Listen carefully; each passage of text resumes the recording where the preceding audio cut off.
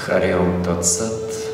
Това е програма от Кундалини йога за емоционално и психическо стабилизиране, балансиране, уравновесяване. Това е поредица от упражнения, които възстановяват психическото равновесие и включват спящия мозъчен потенциал на човека. Започваме с упражнение, което ще махне частично натрупаните напрежения в тялото. Дланите са на пода, доближаваме ръцете близо до тялото, без да подгъваме лакти. Преместваме тежестта наляво и надясно, при което раменете започват да се движат като осмица. Това разпръсква натрупаните напрежения в гърба, раменете.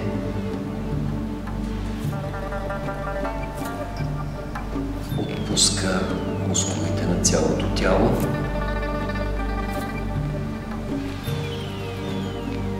Когато тялото е изпълнено с напрежение, умът не може да бъде спокоен и уравновесен. Той получава тревожни сигнали от тялото и отговаря с аналогични импулси. Затова започваме с тези упражнения.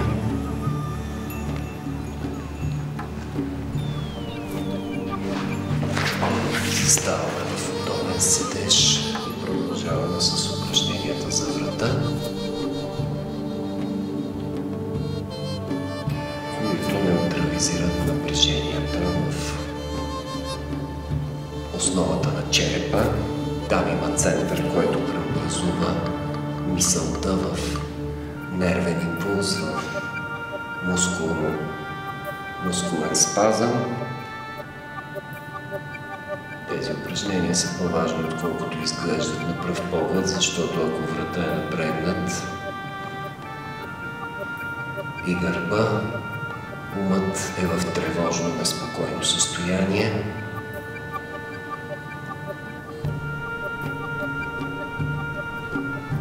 Завъртаме главата 3 кръгчета в едната посока, 3 в другата.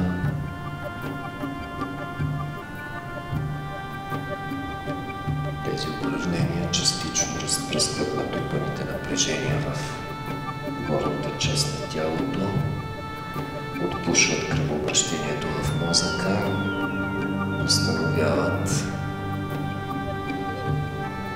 еластичността на хрущяли и сухожилия, които свързват главата с тялото. Кръгчета в едната посока, кръгчета в другата. Когато врата е стегнат, финното кръвообращение в мозъка се нарушава, оттам започват проблеми с зрението, паметта, вниманието.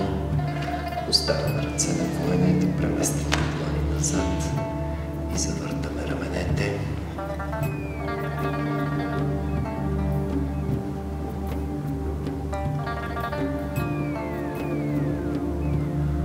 Това отпуска трапецовидния мускул,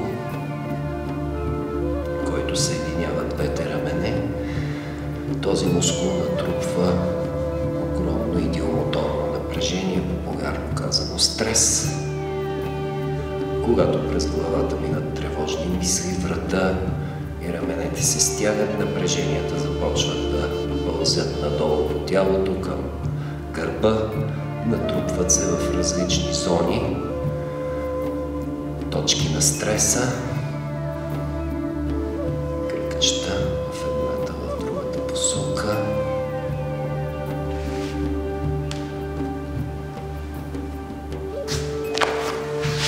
Изправяме краката, поставяме длани на пода и се залюляваме леко ритмично назад, при което раменете и плешките се повдигат назад и нагоре.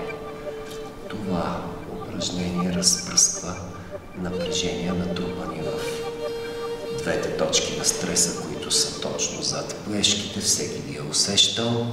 В тялото има 18 такива точки на стреса и една централна, която се намира между ребрата. Облягаме се назад, раменете се преместват назад и нагоре. Една сложна плетеница от мускули и сухожилия на гърба си възстановява еластичността и се освобождава от напрежение частично.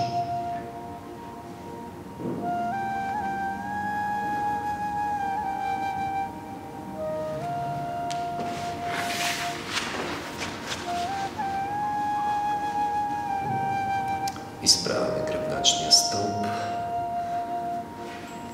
Централната точка на стреса се намира между ребрата, над пъпа, под гръдната кост.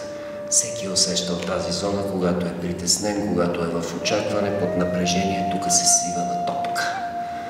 Ние ще намерим тази точка, като съединим двата палеца, поставяме ги в пъпа и ги преместваме бавно нагоре към гръдната кост.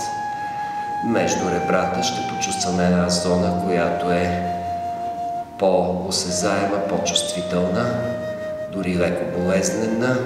Когато намериме точката, ние ще притиснем двата палеца навътре и ще задържим.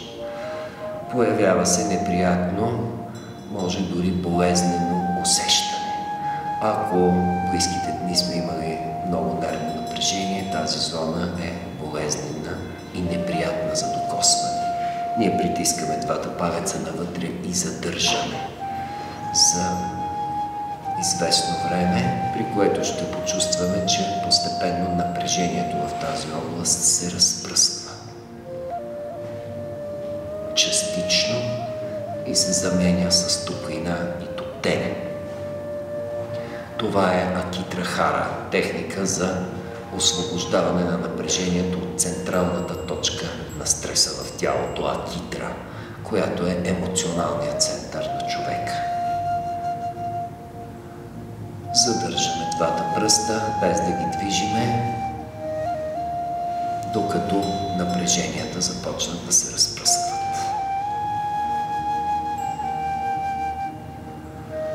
След това освобождаваме рязко, изведнъж и оставяме тялото да се отпусне в чаки. Чаки е антиупражнение. Ние нищо не контролираме, оставяме тялото да се влее в кръгче, без да му казваме какво да прави. Чаки е естествена, спонтанна реакция на нашата нервна система, която иска да се освободи от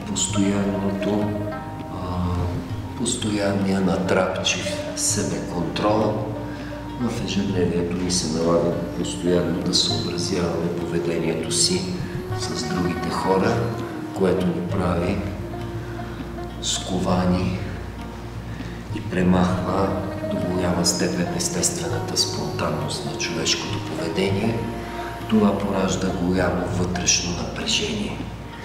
Чаки е най-простия и най-естествен механизъм за освобождаване от това напрежение.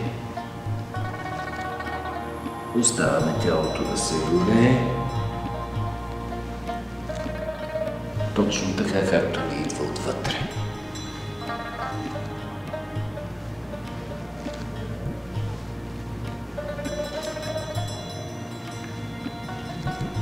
Постепенно ще усетиме, че импулса за това леене, движение намалява, отслабва. Тялото започва да се отпуска и да се стреми да влезе в по-статично състояние.